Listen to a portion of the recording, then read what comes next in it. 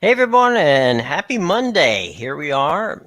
We now have a Final Four, Chris. We've been talking about it for 2 weeks now, and now, surprise, surprise, we got Villanova, we got Kansas, we got Duke, we got North Carolina. So four teams that no one ever heard of are in the Final Four.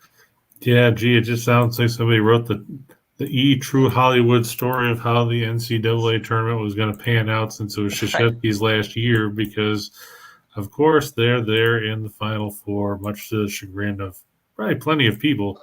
I know Mm-hmm. for every person like Allie that loves Duke, there's 5 or 6 that don't. They don't, yeah. I'm personally not a fan of Duke, never have been. Not for any particular era of play. I just never got into the way the Blue Devils played basketball. I guess I liked Indiana back in the 80s because, Bob Knight was controversial and everything else. Mm-hmm. And, he drew eyes to basketball back then.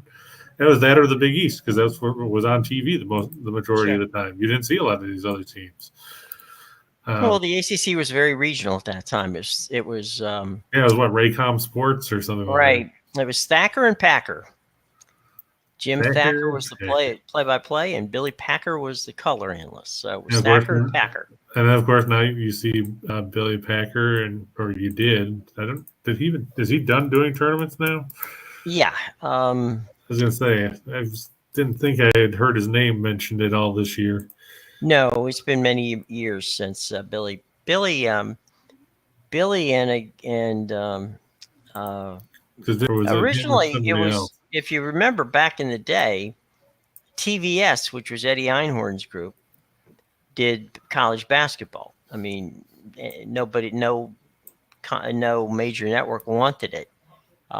It wasn't until 1979, which was the championship that Magic and Larry had, when NBC even got into it. And when NBC got into it, they hired Eddie Einhorn to develop it for them. And Billy Packer was part of Eddie Einhorn's group. And then, so it was Dick Enberg, Billy Packer, and Al McGuire. Those were the first three guys who were the big names. Now, the other big name, who was with TVS, of course, was Dick Enberg. And so he was the voice of UCLA basketball and also of TVS. So, The legendary Eddie Einhorn, who yep. bought the Chicago franchise in the USFL and then did nothing with it Yeah, well, because the market, Eddie was a. I know you don't want to talk bad about him because he was you worked with him before. I worked with him. I worked for him. Doesn't That's mean, I it. mean, he was Eddie was loud. Okay, that was Eddie. Eddie, you knew he was in the room, no matter where you were, and he made it certain that you did. But all that being said, the college basketball that we are enjoying right now wouldn't be there if it wasn't for Eddie Einhorn, because he really elevated it and made it into an event. I guess And the toughest part for me is the fact now that it always used to just be on one channel, and now you've got to bounce around 42 different channels, and it makes it a little bit more difficult because you have to figure out which team is on what channel at what time in the first couple rounds. yeah, it's it's back when I was working, when we had NCAA tournament time. It was at that point we aired some games on ESPN, and so I was on the ESPN group, and we got the first week we got, and then as it got closer, then it went over to NBC, and then that was a shared deal, and then finally it was on NBC. Then CBS jumped into it, and it was the commissioner, ironically, of the American Association.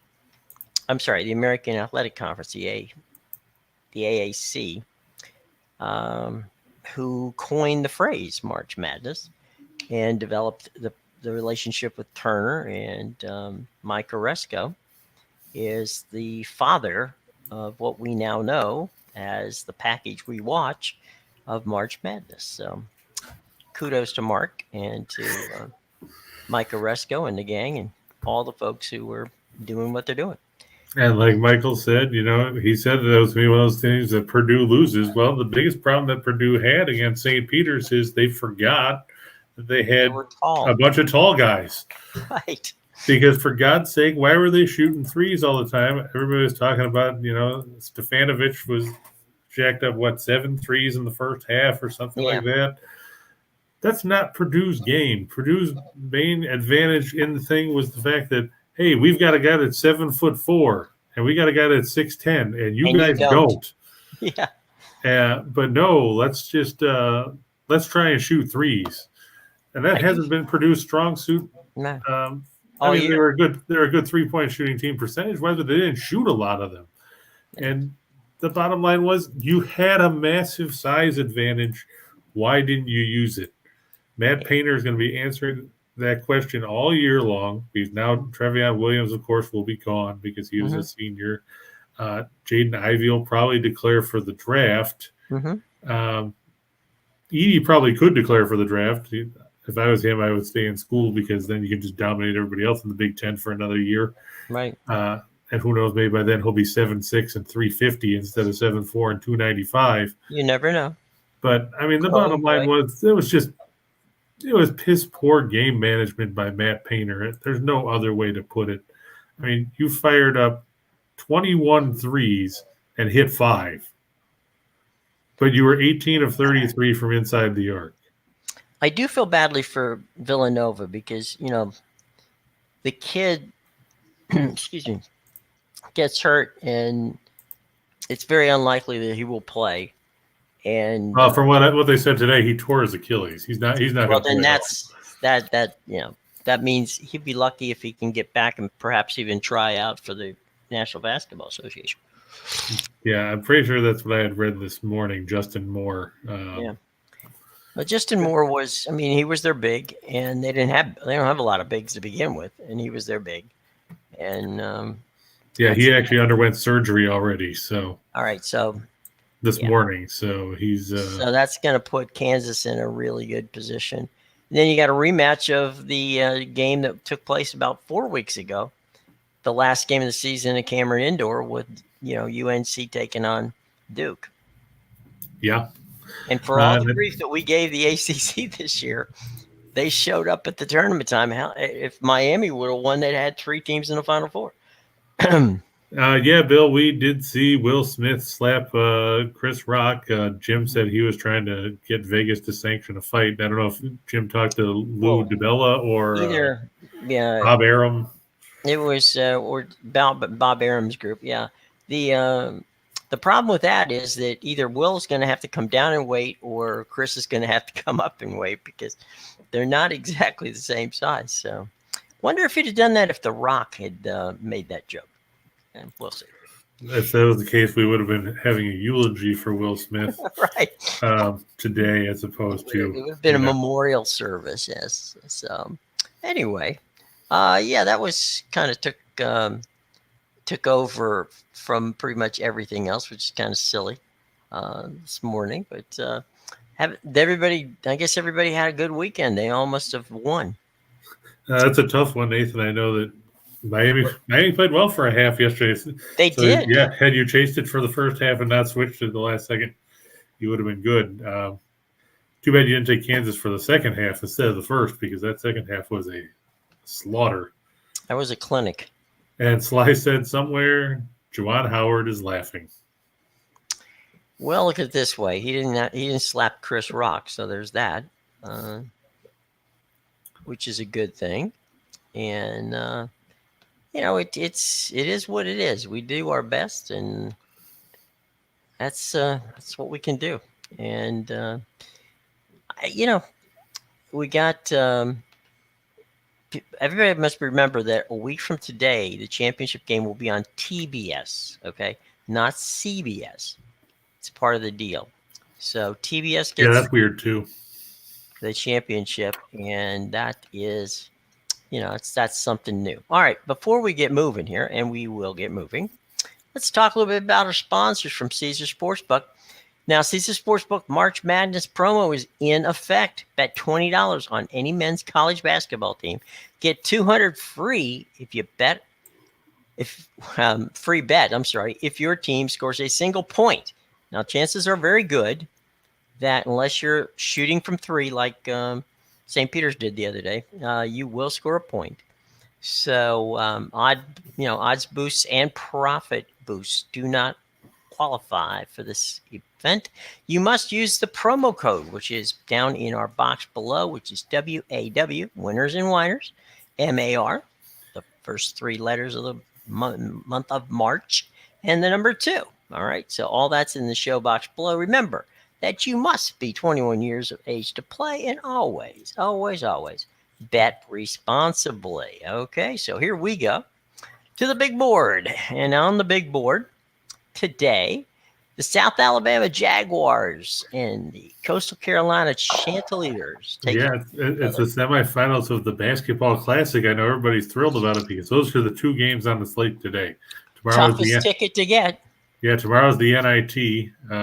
So maybe that'll be a little more entertaining because there'll be teams that people have actually paid some attention to during the course of the year.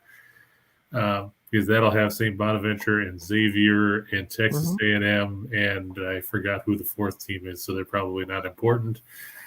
Do you know who the 4th team in the NIT is, Jim? I was afraid you were going to ask. I'll look it up while we're... Well, I can pull it up here real quick. I got it. As I say, I still have Ken Palm open, so... Texas A&M is playing Washington State. That's right. Oh, Washington State. Okay. Yeah, because they beat BYU, among other teams. But in this one, this line has actually moved quite a bit. It was South Alabama by 3.5 yesterday. It's down to a pick 'em now, but this game's coming to you from the Mitchell Center in Mobile. It's going to be Mobile, Alabama. Yep. So the Chants 18-13, 8-8 in the Sun Belt. Funnily enough, these were both Sun Belt teams. They're 4-5 on the road. The Jags 21-11. They're 9-7 in the conference. They were 15-2 at home. These teams met in February in Mobile, with South Alabama picking up a 71-68 victory in the lone meeting this season. Both teams are good defensively. The Jaguars 159 in scoring offense, 71.7 points a game. They're 63rd in field goal percentage, 71st inside the arc. They don't shoot a lot of threes, which is good because they don't shoot them overly well. And they struggle at the charity stripe at 69.6%. They're facing a Coastal Carolina defense that's very good. Cliff Ellis's team 43rd in scoring defense, 64.6. 4th in field goal percentage defense at 38.4. 48th in 2-point defense. They give up a lot of threes, but team seems to shoot a ton of 3-pointers against them, because if you look, they're 293rd in threes allowed at 8.1, but they're 15th in 3-point field goal percentage defense at 29.3%.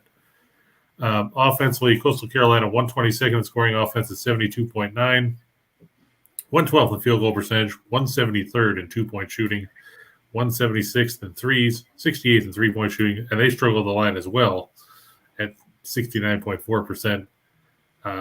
That line, like I said, might have looked a lot prettier when it was 3 or 3.5, but it's not anywhere like that now. Like I said, it's a pick 'em as of earlier this morning.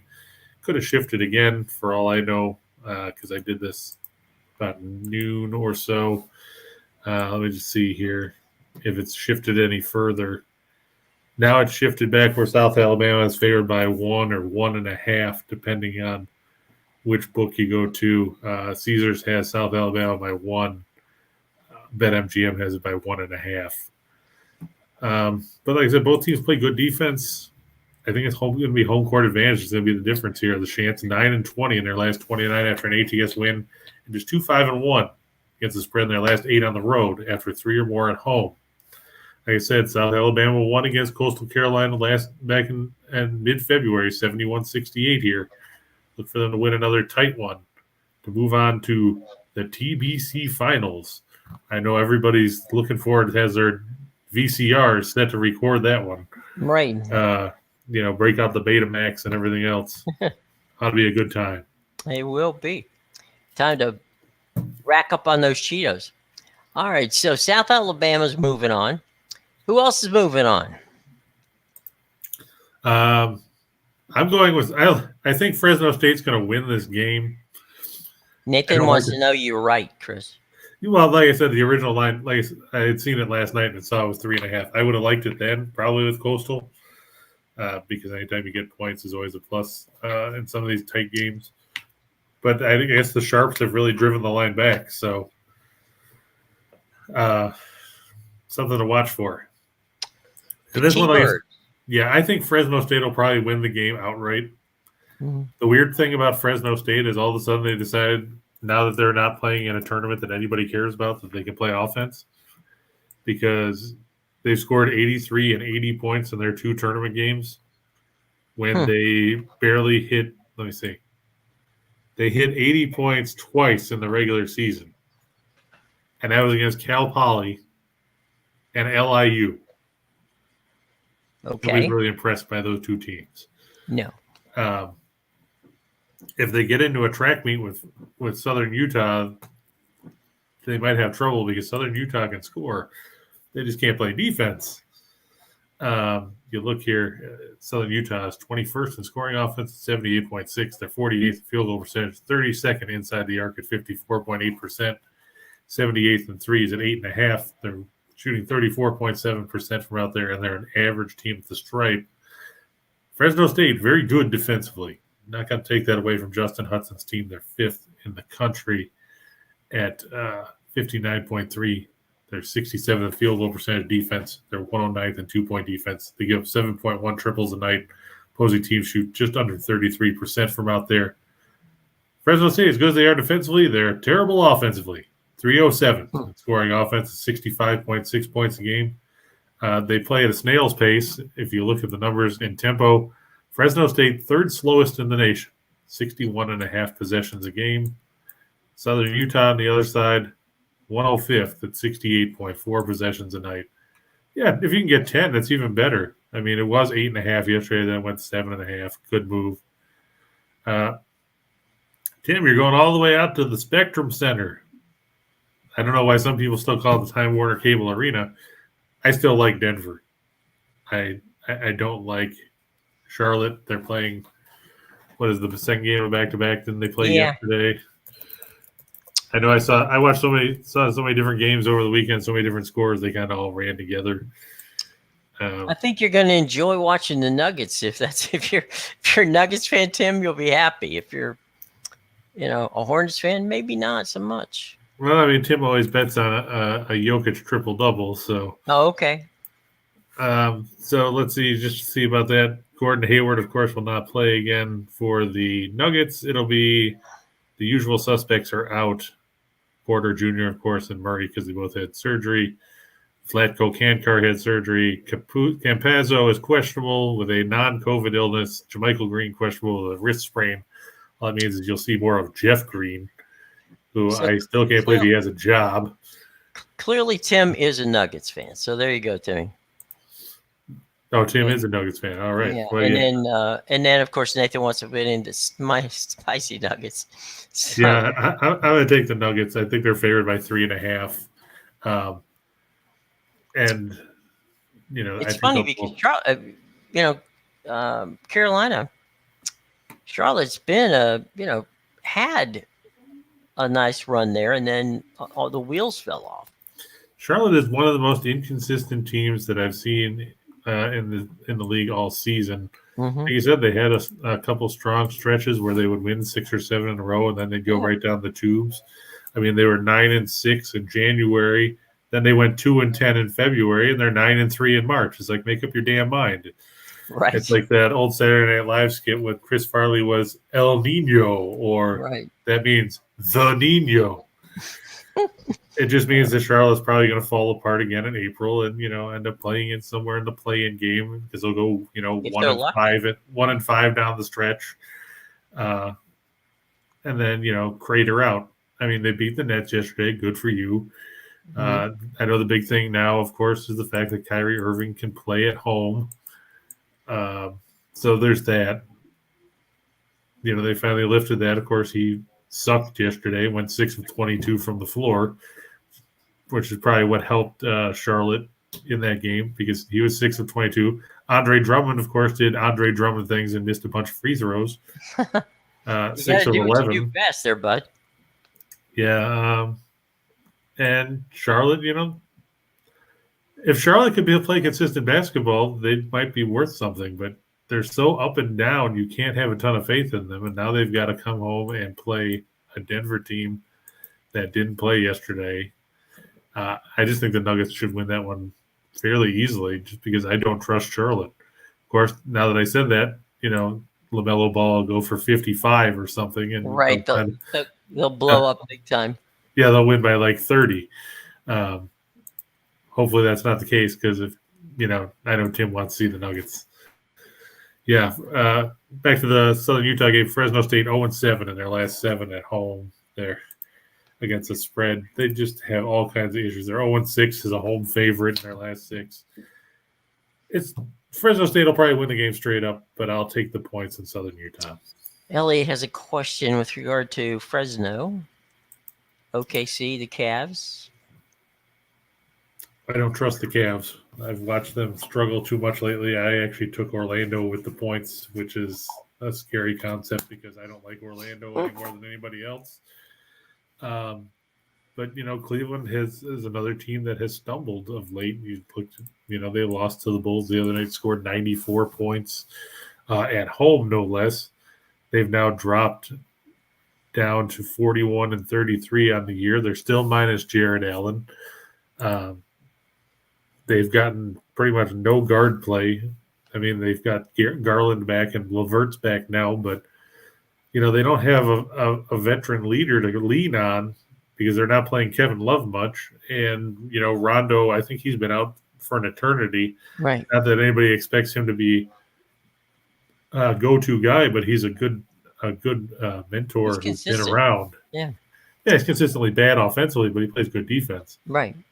Quick question from our buddy, the Shark fan. Any thoughts? Ryan wants to know if we think that the Sharks can make the playoffs. Ryan, a boy can dream. That's what I can tell you. Okay, a boy can dream. Hang in there, buddy. Don't give up. Can they make the playoffs? Let's see. The Sharks enter today 10 points behind Vegas for the second wild card. Oof. They do have 3 games in hand, but you still have to leapfrog Vancouver and Winnipeg and Dallas. And Dallas has played 1 less game than San Jose. On the plus side, at least you don't have to worry about the Ducks anymore, because they've dropped 9 in a row. Right. To drop below San Jose in the standings. Let me just see who the Sharks have coming up to give us a good idea as to. Well, they've got the Coyotes Wednesday. That's their next game apparently, so they get a couple days off. They're 10 back of the playoff.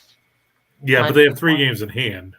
All right, so what they got? There's like 15 or 16 games left. Yeah, they've got 17 left, I think. Okay, if they have 17 left, and they're 10 games out, they're going to have to play 10 points out. 10 points out. I'm sorry, 10 points, right? 10 points out. You're still going to have to play 700 ball to get there. Or hope that Vegas keeps falling apart, which is entirely possible. But I think the critical stretch for them right now is going to be coming up right next. You've got 3 games in 4 days this week, Ryan. You've got Arizona on the road Wednesday. Then you got to turn around and go to Colorado Thursday. Oops. Then it's home against Dallas on Saturday. And then next week you get Edmonton, Calgary, and Vancouver. If they struggle in this 6-game stretch, you can pretty much turn the lights out. It's not going to be like Motel 6 where Tom Bodette's going to leave the light on for you. I don't think they can even go 3-3. Well, I mean, they should beat Arizona. Yeah. The Dallas game's at home, so that works in their favor because Dallas is a better team at the American Airlines Center than they are at home or on the road. They're on the road. They'll need good goaltending to beat Colorado. Yeah. Edmonton, I don't know. It depends which Edmonton team you get. Do you get the Edmonton team that's played well, or do you get the Edmonton team that gave up 9 goals the other night? And you got Vancouver, which is trying to do the same thing you're doing. Yeah, that's true too. They want to get in there too. So I mean, if they can play decent hockey there, the closing stretch for them over the last 3 weeks isn't bad because you've got at Nashville, at Chicago, at Dallas again, then at Minnesota, but then you get Columbus, St. Louis, and Chicago at home. Mm-hmm. then at Vegas, then you get a home game with the Ducks, and then you close with road games at Edmonton and Seattle. So the back half of that stretch is a lot easier than what you're going into right now. But if you're San Jose, I know you beat Calgary on the road last week. Mm-hmm. You beat Anaheim, and of course they beat Arizona last week as well. They're going to have to get through this stretch with a decent enough record to keep pressure on everybody. If they don't, it's going to be a tough night. Talking about the Ice, the Oilers, and the Coyotes, there they are right in front of us. Yeah, how about that? That's the Oilers. promo. It's called foreshadowing, kids. Yeah, exactly. The Oilers are a prohibitive favorite. They're at home here. The Coyotes 20-40-5. They're 11-18-4 on the road. Edmonton 36-25-5 on the season. They come in 20-12 on home ice. The ever exciting goaltending matchup of Karel Vejmelka 10-25-2 with a 334 goals against a 906 save percentage of one shutout for Arizona because they traded Scott Wedgwood because why not? Yeah. Against the Oilers, Mikko Koskinen, 23-10-3 with a 317 goals against an 899 save percentage and one shutout. The biggest difference between these teams, because neither one of them has done a great job keeping the puck out of their own net. The Coyotes are 27th in goals against 354. The Oilers 23rd at 326. The difference is offense. Arizona 31st in goals against at 2.55. They slipped back a bit after that hot stretch where they were scoring 4 or 5 goals a night for about 6 games. Meanwhile, Edmonton, 7th in the league in goals for at 339. I guess that's what happens when you have Connor McDavid and Leon Draisaitl leading the way for you. The Oilers are 5-0 in their last 5 as a favorite. They're 5-0 in their last 5 as a home favorite. They're 6-0 in their last 6 at home. Meanwhile, Arizona just 1-5 in their last 6 against Pacific Division teams. They're 0-4 in their last 4 after scoring 2 goals or less in their last contest.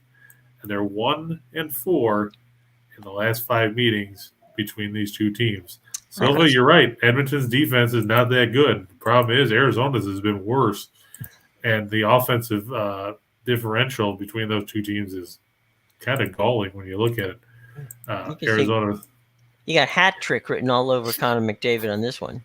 Yeah, Arizona has scored a grand total of, 167 goals in 65 games this year. Edmonton, meanwhile, has scored 227. So you're talking about almost a full goal per game more over the course of the year for Edmonton. I just think that the offense, plus being at the the Rogers Arena or whatever. Yeah. I still remember the Northlands Coliseum. Shows how old I am. So this might even be a big one for the over, right?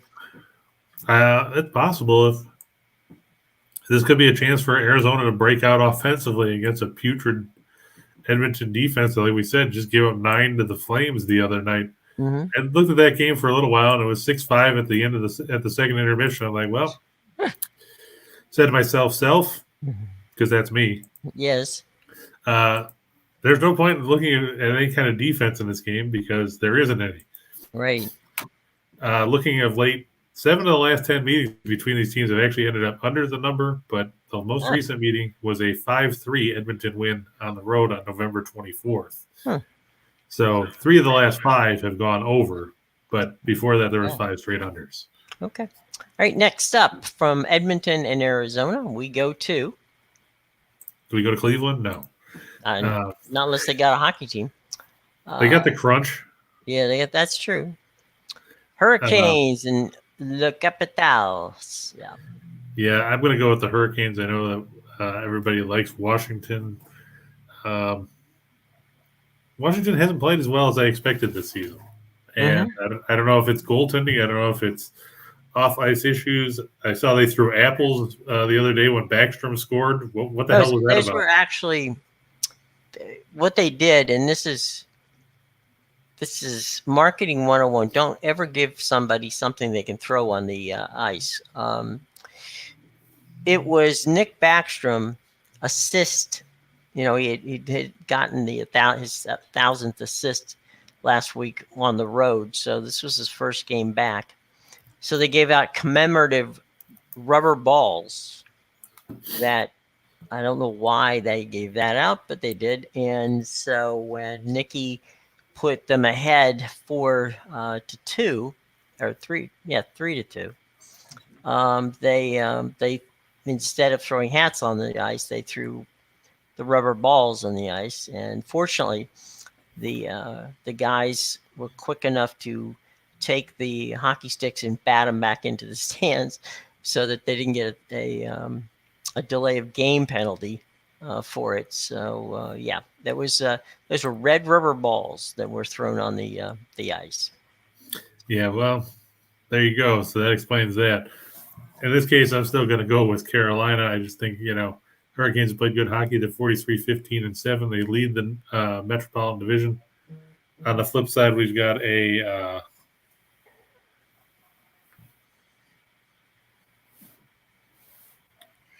Washington team that's 37-20-10, I believe it is. Yeah. Yeah. It's going to be an interesting night there. Frederick Anderson, 31-10-3 with a 207 goals against a 926 save percentage and 3 shutouts against Vitek Vanacek, who's 17-9-5 with a 245 goals against a 917 save percentage and 3 shutouts. Hurricanes are 9th in goals for at 331. They're first in goals against at 2.37. Caps are 11th in goals for at 327, 11th in goals against.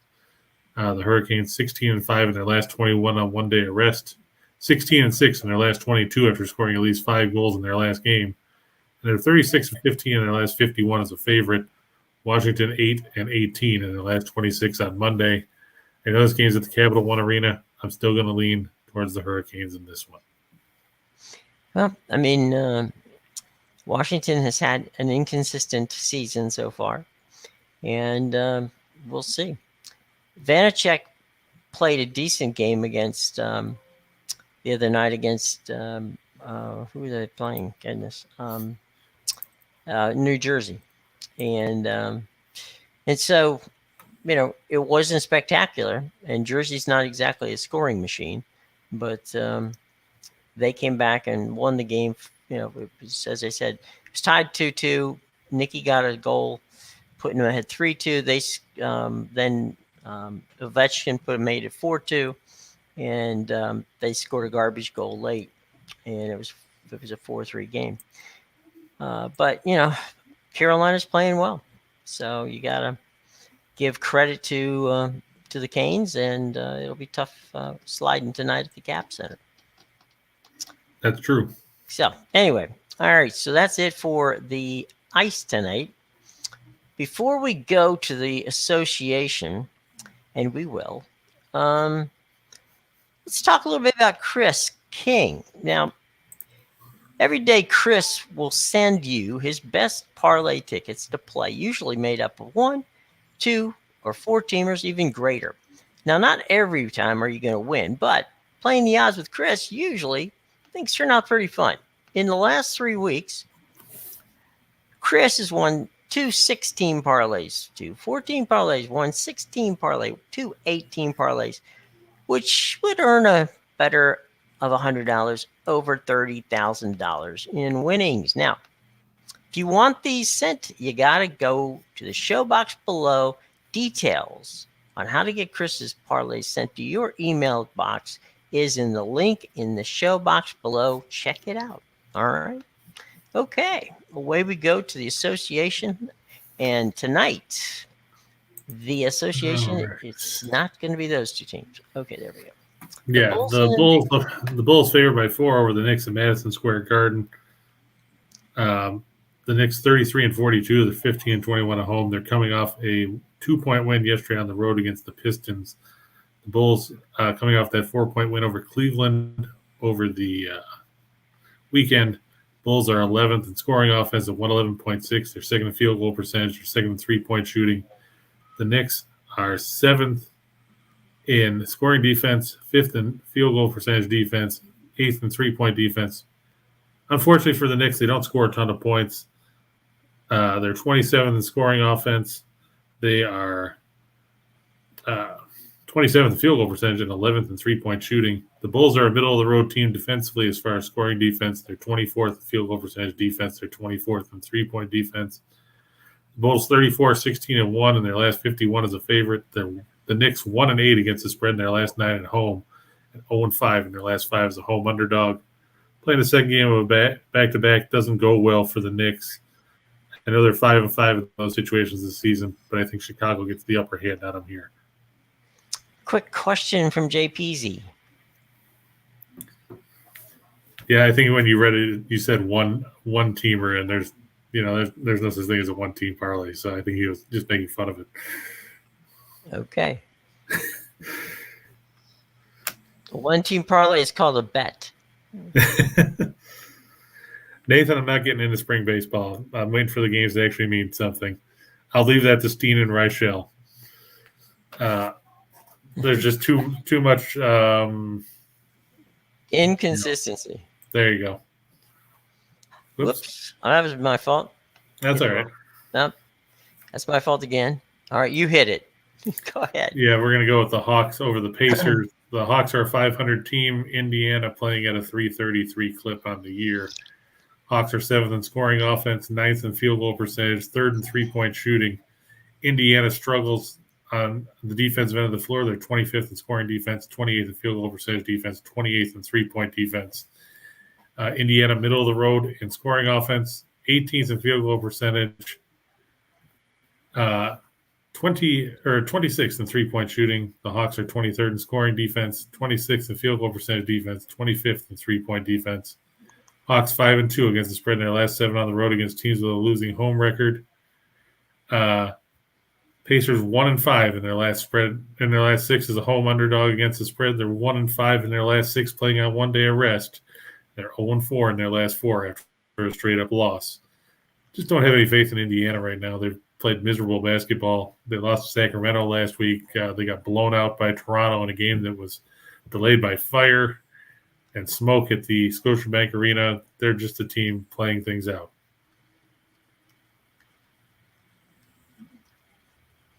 So I'm going to roll with the Hawks with Trae Young and company in this one. Which makes a lot of sense, given what's going on with Indiana. You definitely don't want to get into that routine. So, let me move back to where we're talking about. And Super Sly wants everybody to know that Steamrollers Royals today are a minus 105. It's tempting. So, all right. If you're going to do that, go for it, buddy. It's not necessarily something we would recommend, but hey, there you go. So, all right. We want to go for 2 for the money? Yeah. All right, here we go. Kind of need to zip along here. Yeah. I sent you a message about it, so. Why not?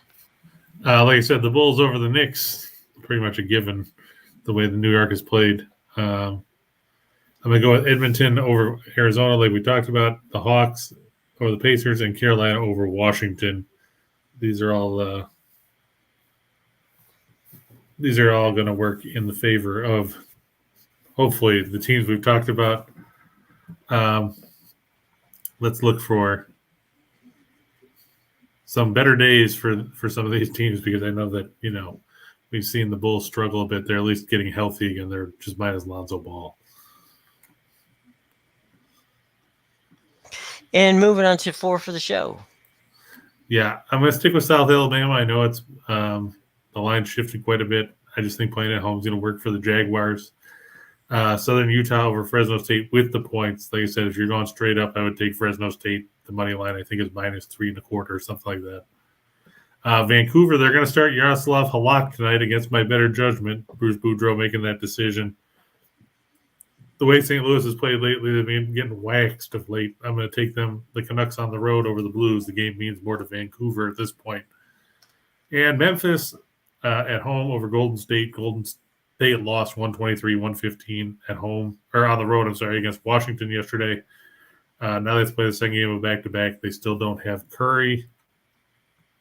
They don't have James Wiseman, who's apparently not going to play at all this season now from latest reports. Iguodala is banged up. I know that Morant won't be playing for Memphis, but Memphis has a lot of other weapons that they can use. So I look for the Grizzlies to get the win at home at the FedEx Forum. And time for the big one. This is the menu, folks. Yeah, I look for Coastal Carolina and South Alabama to stay under the total. Both teams play very good defense. Um, so I look for that to be a low scoring game. Same token, if Fresno State plays their tempo, this game ends up under the total with Southern Utah. On top of that, San Antonio and Houston under 234.5. I don't see how either one of these teams scores a ton of points, even with bad defenses, because their offenses aren't that good. And there's a lot of injuries. I'm going to go with Boston plus 4.5 over Toronto. I know Robert Williams is supposed to miss some time. The Celtics also play the second game of back-to-back as they rolled over Minnesota yesterday. Jaylen Brown is also going to miss tonight's game. Oh, of course, now I see all these injury report changes. No wonder why the line moved. Tatum and Brown are both out. So is Al Horford. So you might want to rethink that one. These guys, Brown and Tatum, weren't on the report when I did the slide. So that line probably moved a whole bunch more since then. So watch out for that. Miami's the team in free fall right now, and I don't understand what their problem is other than Jimmy Butler trying to fight you down as Haslam. Until they figure it out, I'm going to fade them a little bit. Sacramento's getting a whole bunch of points, and they've played some okay basketball of late. I'll take the points in the Kings. Thunder and Blazers. Yeah, the game that nobody wants to watch because if you look at the injury report, everybody's out. So it's a battle of attrition. Gilgeous Alexander's out. Giddey's out. Tyler Jerome is out. Lou Dort is out. Basley's doubtful for Oklahoma City. For the Trailblazers, Bledsoe's out. Hart is out. Ingles is out. Lillard's out. Little's out. Nurkic is out. Simons is out. Trendon Watford's out. Justice Winslow is out. It probably would have been easier if I just said who was in. A bunch of people we don't know. I'm going to lean towards Oklahoma City. Kraken and the Kings. I think the Kings will win this game, but I look for it to stay under the total. The Kings won 4-2 the other night. The other game between them was 3-1. I don't expect a ton of goals there. I know that Tim's Sabres for the Cup and all that, but I just think they're playing the second game of back-to-back too because they played the Rangers yesterday, losing in overtime. I think Chicago prevails at home at the United Center. Watch for the total in that one going over, too, because now the Flurry's gone. It's Kevin Lankinen and Connor Delia net for Chicago. Not really a crew that you're impressed by. Carolina and Washington, I look at over 6. Both teams have the ability to put the puck in the net with regularity. They're both top 10 offenses. And Vancouver and St. Louis, I look to stay under the number. This, of course, was before they decided to go with Halak over Demko, but I just think it'll be a lower scoring game. I think the Blues have to figure out how to play in their own zone again. Ain't as easy as it looks. And speaking of, but there is something easy as it looks, and that is our buddies at Caesars.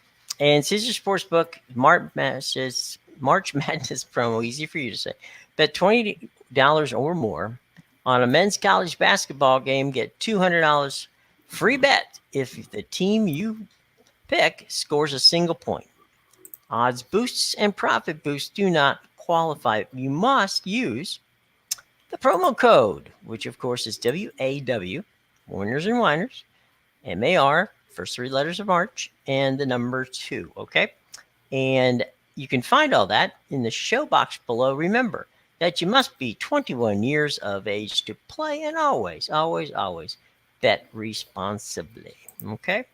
All right, let's talk a second real quick about our entire network in case you have not yet gotten to see everybody. Well, that's shame on you. All right, the Max Wagers Network begins at noon with Sean Higgs. Then it's Allie Burns from 1 to 2. Then we show up between 2 and 3, as you all know. Scott and Scott take you back to the window at 3 to 4, and game time decisions with Nick, Tim, and Detroit Lenny carry you from 5 all the way to 6 o'clock. That's about 6 hours of wagering information from people who know what they're talking about. So by all means, we love to chat with you. Check out our friends. You'll enjoy them as well. All right. Any final thoughts there, Christopher, as we get ready to roll here on a Monday afternoon? No, I think, tomorrow will be a better day with the NIT than it was for college hoops today, but just remember to bet wisely when you place wagers, folks. I don't want to hear how you couldn't pay your rent or your mortgage because you bet a bunch of stuff on a game that meant nothing in the grand scheme of things. Yeah. There's a lot of things going on in this world that you don't need to worry about. But this one, yeah, bet wisely. All right. So, any final questions, class, before we get out of here on a Monday? See anything there, Chris? No, I think we covered everything. We got it all. All right, cool. Yeah. All right, folks. Well, tell you what, we're gonna be moving on. But as I said before, be sure to check out the shows. Scott and Scott coming up in about 15 minutes at 3 o'clock, and then Lenny and the boys will show up at 5. So you still got plenty of stuff to do. If you missed the show, don't worry. You can catch us on the podcast, wherever you get your podcast. And also come back and check out, the show right here on YouTube or on Facebook, whichever you are watching it on. Okay. All right. Until tomorrow, I'm Jim Williams for my buddy Chris King. We shall return tomorrow at 2 o'clock right here on Just Parlays with Chris King.